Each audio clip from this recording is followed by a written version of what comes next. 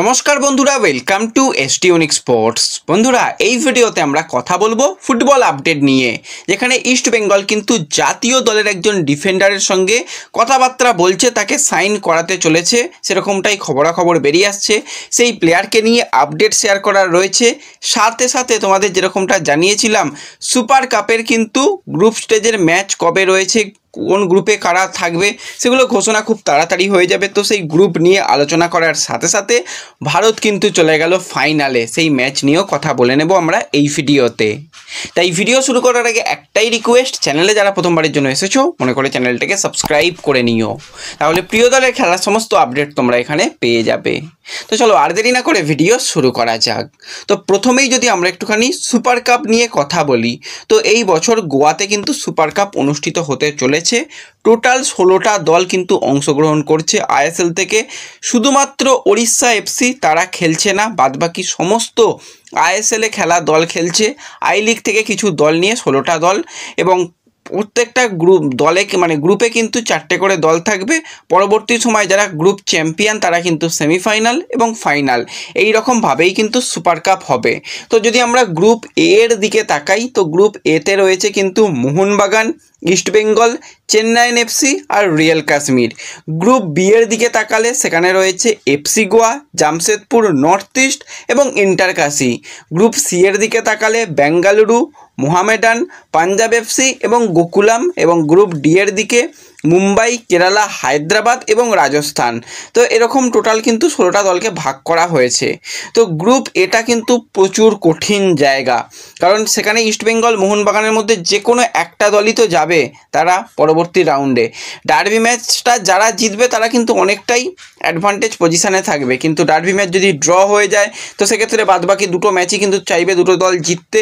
তো সেক্ষেত্রে যদি পয়েন্ট সমান হয় তখন গোল ডিফারেন্স দেখা হবে, হেড টু হেড দেখা হবে, তো অনেক ব্যাপার। তো সেক্ষেত্রে গ্রুপ এ কিন্তু খুবই কঠিন গ্রুপ রয়েছে, এবং গ্রুপ বিটাও কিন্তু খুবই কঠিন গ্রুপ, কারণ এফসি গোয়া তারা already last year champion, defending champion খেলতে নামবে। জামশেদপুর একটা ভালো প্রতিপক্ষ হবে, হ্যাঁ জামশেদপুরেও খালেদ জামিল ছাড়া কীরকম খেলবে জানি না, তবু জামশেদপুর ভালো ফাইট দেবে। এবং নর্থ ইস্ট এই বছর কিন্তু আবার Durand cup champion. Inter Kashi last year কিন্তু আই লিগ চ্যাম্পিয়ন। তো এই গ্রুপ বিটাও কিন্তু খুবই কঠিন একটা গ্রুপ হবে, এবং গ্রুপ অফ ডেথ বলা যেতেই পারে। এবং এর সাথে সাথে গ্রুপ সি নিয়ে কথা বললে এই জায়গাতে আমি বলবো মোহামেডান তো একদম সাধারণ দলই নামাবে, কারণ তাদের অনেক রকম সমস্যা। বেঙ্গালুরুও খুব যে ভালো দল নামাতে পারবে সেরকম নয়। পাঞ্জাব তো বিদেশি ছাড়াই হয়তো খেলবে, এবং গোকুলাম কিছু বিদেশি প্লেয়ার রয়েছে। আমি তো বলবো এখানে গোকুলাম এবং বেঙ্গালুরুর মধ্যে ফাইট হবে, এবং যদি এখান থেকে গোকুলাম বেরিয়েও যায় তাহলে কিছু বলার থাকবে না। এবং গ্রুপ ডি এর দিকে তাকালে মুম্বাইয়ের কাছে কিছুই নেই, কেরালা ব্লাস্টার্সের কাছে কিচ্ছু নেই, তার মধ্যে তবু বিদেশি প্লেয়ার অ্যাড্রিয়ান লুনা আর একজন প্লেয়ার সম্ভবত রয়েছে। হায়দ্রাবাদ কী নামে খেলবে আমরা তাই জানি না, হায়দ্রাবাদেরও তো কিচ্ছু নেই। এবং রাজস্থান ইউনাইটেড আমি বলবো অনেক ভালো দল, অনেক ভালো, তারা এই রিসেন্ট টাইমে একটা টুর্নামেন্ট খেলছিল। এই গ্রুপটাও কিন্তু যথেষ্ট ভালো গ্রুপ রয়েছে।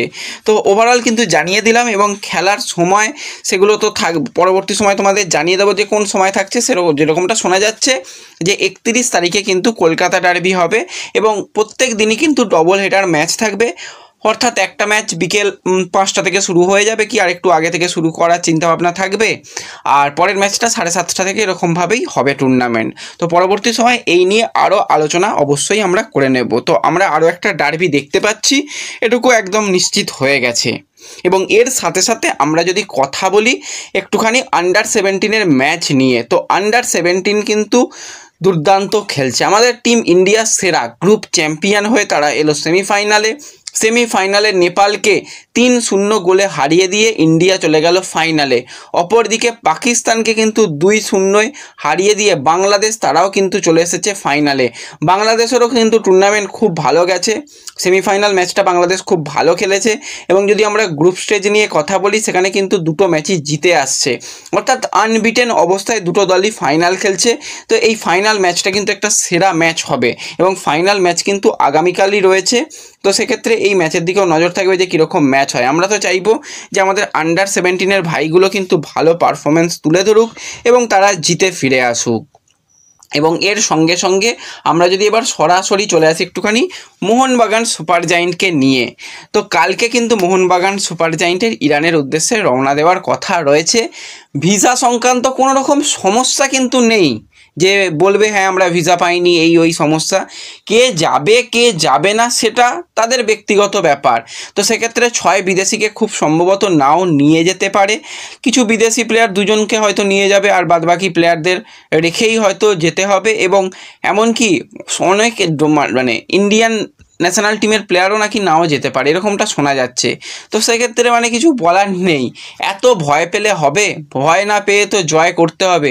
সমস্ত প্লেয়ারদের নিয়ে গিয়ে পূর্ণ শক্তির দল নামিয়ে অন্তত ম্যাচটা থেকে একটা পয়েন্টও যদি অ্যাওয়ে পয়েন্ট আনা যায় সেটা তো খুবই ভালো। হ্যাঁ, ইরানে অনেক রকম সমস্যা হয় মানছি, কিন্তু এখন তো সমস্ত কিছু ঠিক রয়েছে। এবং ইরানের যে দলটা, সেই দলটা খুব ভালো দল আমি বলবো। তারা যাতে মোহনবাগান সুপার জায়েন্টে কোনো রকম প্রবলেম না হয় সমস্ত দিক তারা দেখেছে, কোনো রকম তাদের অসুবিধা হবে না। তারা কিন্তু অতিথি সেবার জন্য একদম রেডি রয়েছে। কিন্তু অতিথি বলছে আমি যাব না আর কি করব, তো সেক্ষেত্রে ওরা কিছু করার নেই। কিন্তু ওরা যে ফেসিলিটিটা দিয়েছে আমি তো বলবো খুবই ভালো। তো সেক্ষেত্রে আমার বলার উদ্দেশ্য এটাই যে পূর্ণশক্তির দল নিয়ে মোহনবাগান সুপার জায়েন্ট যাক, তাতে অন্তত ভালো একটা ম্যাচ আমরা দেখতে পাবো। আর ম্যাচটা খুব সম্ভবত অষ্টমীর দিন রয়েছে, তো অষ্টমীর দিন রাতের বেলা খেলা, দেখা যাক যদি সব কিছু সময় থাকে হাতে তো অবশ্যই সেই দিনও একসাথে ম্যাচ দেখব। এবং এর সাথে সাথে আমরা যদি এবার সরাসরি কথা বলি ইস্ট বেঙ্গলকে নিয়ে, তো উইন্টার ট্রান্সফার উইন্ডোর জন্য কিন্তু ইস্ট বেঙ্গলকে এবার অপেক্ষা করতে হবে, কারণ সামার ট্রান্সফার উইন্ডো বন্ধ হয়ে গেছে। মাঝখানের সময়ে কি কোনো প্লেয়ারকে সাইন করানো যাবে? হ্যাঁ সম্ভব, যদি সেই প্লেয়ার ফ্রি প্লেয়ার থাকে। কিন্তু ইস্ট বেঙ্গল চাইছে একজন ভারতীয় ডিফেন্ডারকে আনতে, যে অনেকগুলো পজিশানে খেলতে পারবে, দরকারে প্রয়োজনে backup centre back, right back player হিসাবে খেলতে পারবে, এরকম ভার্সেটাইল প্লেয়ারকে চাইছে। তো সেক্ষেত্রে ইস্টবেঙ্গল ম্যানেজমেন্ট মাঝে মাঝে কথাবার্তা বলে, আবার কথাবার্তা একদম শোনা যায় না। তো সেক্ষেত্রে এখন যেটা স্ট্রং আপডেট বেরিয়ে আসছে, 34 বছর বয়সী ভারতীয় ডিফেন্ডার রাহুল ভেকে, যে বেঙ্গালুরুর সঙ্গে কিন্তু 2026 সাল পর্যন্ত কন্ট্রাক্টেড রয়েছে, তার ব্যাপারে কিন্তু এবার চেষ্টা চালানো হচ্ছে। এবার দেখো ব্যাপারটা হয়ে গেছে একটু সমস্যার ব্যাপার। রাহুল ভেকের বর্তমানে বয়স 34, বেঙ্গালুরুর সঙ্গে আর এই কিছুদিনের কন্ট্রাক্ট থাকার দরুন বেঙ্গালুরু যে পরিমাণে ট্রান্সফার ফিটা চাইছে একদমই উচিত নয়। এবং রাহুল ভেকে কটা বছর ইস্টবেঙ্গলে খেলবে? খুব বেশি হলে 1 বছর কি 2 বছর। 36 বছর বয়সে গিয়ে রাহুল ভেকে কি সেই লেভেলের পারফরমেন্স তুলে ধরতে পারবে? আমরা অলরেডি ন্যাশনাল টিমে দেখে নিয়েছি রাহুল ভেকে কতটা স্লো হয়ে গেছে। সে যদি একদম দাঁড়িয়ে থাকে ডিফেন্স পজিশানে ঠিক আছে, কিন্তু ওঠানামা রাহুল ভেকের পক্ষে এই বয়সে এসে খুব একটা ভালো কাজ হবে না। হ্যাঁ, এবার ডিফেন্ডারদের যে প্রচুর ওঠানামা করতে হবে সেরকমটা নয়, কিন্তু অস্কারের সিস্টেমে এমনটাই হাইলাইন ডিফেন্স খেলতে গেলে ওঠানামা করতে হবে। সেই জায়গাতে রাহুল ভেকে কতটা মানানসই হবে? সিংটো এবং আরও কিছু লোকজন চাইছে যে এই প্লেয়ারকে নিয়ে আসা হোক, এনে ডিফেন্সকে মজবুত করা হোক। এবং আবারও কিছু পক্ষ চাইছে যে 34 বছরের একজন প্লেয়ারের জন্য আমরা কেন ট্রান্সফার ফি দেবো? সেই জায়গায় যদি আমরা একজন কম বয়সের প্লেয়ারের জন্য ট্রান্সফার ফি দরকার হলে বেশি দিলেও আমরা তাকে 5-6 বছরের জন্য চিন্তাভাবনার মধ্যে রাখবো। তো সেই রকম পরিকল্পনা চলছে। কিন্তু অস্কার তো এরকম একজন প্লেয়ারকে চেয়েছে, সিংটোও চাইছে, চেষ্টা করছে। দেখা যাক। এই মুহূর্তে কিন্তু এরকমটাই আপডেট যে কথাবার্তা বেশ পজিটিভভাবে এগিয়ে গেছে অনেকটা।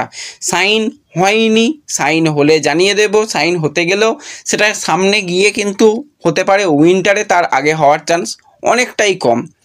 এবার যদি তার মাঝখানে কন্ট্রাক্ট টার্মিনেট করে ফ্রি করে অনেক রকম কলকাঠি নেড়ে আনা যায় তাহলে সম্ভব, তা না হলে কিন্তু এই সময়ের মধ্যে আনাটা কার্যত অসম্ভব বলেই মনে হচ্ছে। কিন্তু তার আসার সম্ভাবনা রয়েছে, এটুকুও বলে রাখছি।